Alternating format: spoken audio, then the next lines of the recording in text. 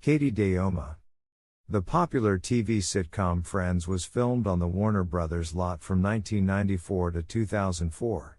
After the series finale in 2004, the Central Perk coffee house set was moved from the soundstage and recreated next to the prop house, then to an exhibit at the Paley Center for a while and back to a new home at Stage 48 where it remains as a historic icon that visitors can explore on the tour.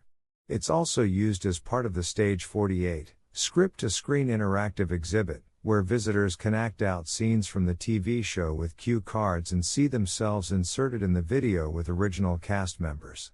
When that's not going on, anyone can take a seat and grab a snapshot.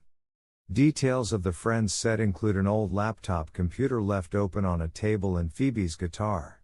The neon lights are still on, and the chalkboard menu offers Java. Filtered through the finest Skid Row hankies, we get a brew so thin you'd think it's tea. There is also a working Central Perk coffee house and snack bar in Stage 48 where you can get coffee and sandwiches.